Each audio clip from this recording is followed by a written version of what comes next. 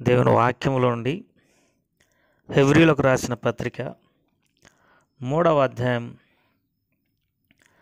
13, 14, 15 వచనాలు కలిసి ఉన్నాయి. చదువుకుంటాం. నేడు మీరు ఆయన శబ్దంను వినిన ఎడల కోపం పుట్టించినప్పటి వలె మీ హృదయములను కఠినపరచుకొనకూడని ఆయన చెప్పెను గనక, పాపం వలన కలుగు భ్రమ చేత మీలో ఎవడును కఠినపరచుకుంటున్నట్లు నేడు అనబడు సమయముండగానే ప్రతి దినము ఒకనికొకడు బుద్ధి చెప్పుకునుడి. ప్రభు ఈ వాక్య భాగాన్ని మన కొరకై దీవించి ఆశీర్వదించునుగాక. ప్రియమైన సోదరీ సోదరులారా, దేవుని వాక్యములో మనం చదువుకున్నట్టుగా మీ హృదయములను కఠినపరచుకొనకుడి అనే మాటను మనం గమనించాల్సినటువంటి వారమైంటున్నాం. నేడు మీరు ఆయన శబ్దం వినిన ఎడల కోపం పుట్టించినప్పటి వలె మీ హృదయములను కఠినపరచుకొనకుడి అని చెబుచు, పాపం వలన కలుగు భ్రమ చేత మీలో ఎవడును కఠినపరచబడుకున్నట్లు అనేటటువంటి మాటను మనం గమనించాల్సినటువంటి వారమైంటున్నాం. ప్రియమైనటువంటి దేవుని ప్రజలారా, పాపం వలన కలుగు భ్రమ చేత కొన్నిసార్లు మానవులమైన మనం తలిచే తలంపు ఏమిటి అంటే, ప్రభువు ఇంత పాపినైనా నన్ను కనికరించి క్షమిస్తాడా? ఎన్నో పాపములు చేసినాను, ఇక నాకు క్షమాపణ దొరకదు అని మన హృదయాన్ని కఠినపరుచుకుంటాం. అయితే దేవుని వాక్యంలో ఎంతో ఘోర పాపులనైనా ఆయన క్షమించినట్టుగా మనం చూడగలం. చూడండి, తిమోతికి రాసిన మొదటి పత్రిక 1వ అధ్యాయం 12వ వచనం నుండి పౌలు అంటాడు, పూర్వం దూషకుడను హింసకుడను హానికరుడనైన నన్ను తన పరిచర్యకు నియమించి నమ్మకమైన వానిగా ఎంచినందుకు నన్ను బలపరిచిన మన ప్రభువైన యేసుక్రీస్తుకు కృతజ్ఞుడై ఉన్నాను. తెలియక అవిశ్వాసం వలన చేస్తిని గనక కనికరించబడితిని. పౌలు అంటాడు, నేను పూర్వం దూషకుడను హింసకుడను హానికరుడను అని అంటాడు. అంతేకాదు, తాను ఒక మాట మాట్లాడుతాడు. చూడండి, 16వ వచనంలో, ఆయనను నిత్య జీవం నిమిత్తము తనను విశ్వసింపబోవానికి నేను మాదిరిగా ఉండులాగున యేసుక్రీస్తు తన సంపూర్ణమైన దీర్ఘశాంతమును ఆ ప్రధాన పాపినైన నాయందు కనపరుచు నిమిత్తం నేను కనికరింపబడితిని. ఇక్కడ పౌలు అంటాడు, ప్రధాన పాపినైన నేను అని అంటాడు. నిజమే, పౌలు ఎంతో ప్రధానమైనటువంటి పాపియే. ఎందుకంటే తాను సంఘాన్ని అంత హింస పెట్టినాడో మనకు దేవుని వాక్యంలో చూడగలం. దేవుని వాక్యంలో అపోస్తలుల కార్యములు మొదట 7వ అధ్యాయాన్ని చదువుకుంటాం. 7వ అధ్యాయం 60వ వచనం, అతడు మోకాళ్ళుని, ప్రభువా వారి మీద ఈ పాపం మోపకమని గొప్ప శబ్దంతో పలికెను. ఈ మాట పలికి నిద్రించెను. సౌలు అతని సావునకు సమ్మతించెను. ఇక్కడ సౌలు అతని సావునకు సమ్మతించెను అనే మాటను మనం గమనించాల్సినటువంటి వారమైంటున్నాం. 58వ వచనంలో, అనగా అపోస్తలుల కార్యములు 7వ అధ్యాయం 58వ వచనం, పట్టణపు వెలుపలికి అతన్ని వెళ్ళగొట్టి రాళ్ళు రువి చంపిరి. సాక్షులు సౌలు అను ఒక యవనుని పాదముల యొద్ద తమ వస్త్రములు పెట్టిరి. సౌలు అతని సావునకు సమ్మతించెను. కాబట్టి స్తెఫనును చంపినటువంటి వారిలో అనేకులు ఉన్నప్పటికీ అతని సావుకు సౌలు కూడా సమ్మతించినాడు. అంతేకాదు, ఈ సౌలు అనేటటువంటి వ్యక్తి ఎంత కఠినమైనటువంటి వాడంటే, 8వ అధ్యాయం 2వ వచనంలో, సౌలైతే ఇంటింట జొచ్చి పురుషులను స్త్రీలను ఈడ్చుకొని పోయి చెరసాలలో వేయించి సంఘమును పాడు చేయుచుండెను. ఈ సౌలు అనేటటువంటి వ్యక్తి హానికరుడు, హింసకుడు, దూషకుడు.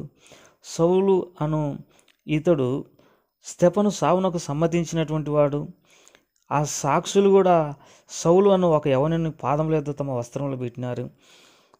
ఈ సౌలు ఇంటింట జొచ్చి స్త్రీలను పురుషులను ఈడ్చుకొని పోయి చెరసాలలో వేయించి సంఘమును పాడు చేయించేటటువంటి వాడు. అంటే దీన్ని బట్టి అంత దూషకుడు, హానికరుడు, హింసకుడో మనకు అర్థమవుతుంది. అయినప్పటికీ ఆ ప్రధాన పాపినైన నన్ను కనికరించినాడు అనే దేవుని వాక్యంలో రాయబడింది. అంతేకాదు ప్రియులారా, గొప్ప దైవజనుడైనటువంటి ఈ దావీదు తాను బెత్షెబాతో పాపం చేసినప్పుడు నాతాన్ అనేటటువంటి ప్రవక్త అతని దగ్గరికి పోయి అతని పాపాన్ని బయటపెట్టినప్పుడు ఈ దావీదు ఒక మాట అంటాడు. ఏమని అంటాడంటే, నేను పాపం చేసినాను అని అంటాడు. 2 సమూయేలు గ్రంథం 12వ అధ్యాయం 13వ వచనం. నేను పాపం చేస్తునని దావీదు నాతానుతో అనగా, నాతాను నువ్వు చావకున్నట్లు యెహోవా నీ పాపమును పరిహరించెను. కాబట్టి దావీదు తనకంటే నీతిమంతుడైన తనకంటే మంచివాడైనటువంటి ఉరియా భార్య కొరకై అనగా బెత్షెబా కొరకై దావీదు యోవాబు చేత హత్య చేయించినాడు. ఎంత ఘోరమైనటువంటి పాపం! ఒక నీతిమంతుని రక్తాన్ని చిందించినాడు, యుద్ధంలో అతని ప్రాణమును తీయించినాడు. ఎంత ఘోరమైన పాపం! దేవుడు ఈ పాపాన్ని సహించలేకపోయినాడు. అయితే దావీదు పశ్చాత్తాపడినప్పుడు దేవుడు కనికరించినట్టుగా మనం కీర్తనలు 32వ అధ్యాయం, కీర్తనలు 51వ అధ్యాయంలో మనం చదువుకుందాము. కీర్తన 32 5వ వచనం. నీవు నా దోషమును కప్పుకొనక నీ ఎదుట నా పాపం ఒప్పుకొంటిని. యెహోవా నీ సన్నిధిని నా అతిక్రమములను ఒప్పుకొందును అనుకొంటిని. నువ్వు నా పాపదోషమును పరిహరించినావు. ప్రియులారా, ఒప్పుకొందును అనుకొన్న సమయంలోనే దేవుడు ఆ వ్యక్తి యొక్క పాపాన్ని క్షమించినాడు. కీర్తన 51వ అధ్యాయంలో మరి దావీదు తన స్థితిని గురించి తెలియజేస్తూ చివరికి తాను ఏ రీతిగా క్షమించబడతానో అనేది తెలియజేస్తూ వచ్చినాడు. కీర్తన 51:17. విరిగిన మనసే దేవునికి ఇష్టమైన బలులు, దేవా విరిగి నలిగిన హృదయంను నువ్వు అలక్షించేవు. వాస్తవమే, మోషే తాను ప్రభును అంగీకరించినప్పుడు, లేకపోతే దేవుణ్ణి ఎరగనప్పుడు ఆ వ్యక్తి ఐగుప్తుని చంపుతూ వచ్చినాడు. అంటే మోషే నరహంతకుడనే కదా అర్థం.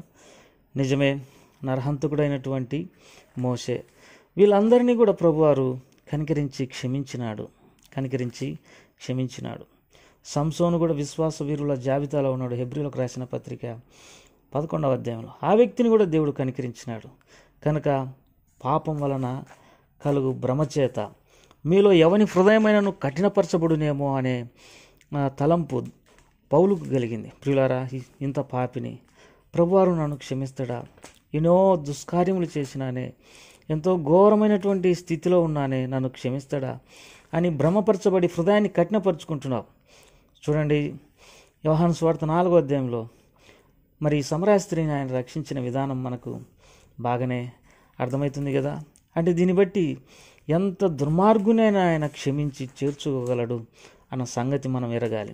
ఒకవేళ అట్నే హృదయాన్ని కఠినపరుచుకొని దేవునికి దూరం అయిపోతే మరి గొప్ప కీడులో పడదు అన్న సంగతి నువ్వు గుర్తెరగవలసినటువంటి వాడవైంటున్నావు.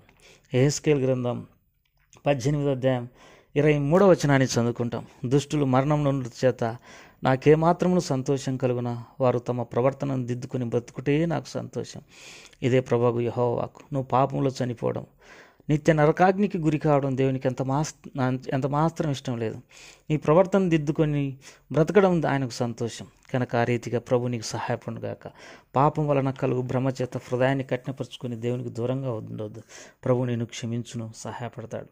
ప్రేమగల తండ్రి, దయగల ప్రభా, ఈ రీతిగా నరులను మీరు ప్రేమించి అందరి కొరకై ప్రాణం పెట్టి చనిపోయినటువంటి దేవుడు, నువ్వు క్షమించే దేవుడు, అనేకులు నీ వద్దకు వచ్చుటకు సహాయం చేయమని యేసు ప్రభువారి నామం పేరట అడిగి వేడుకుంటున్నాం తండ్రి.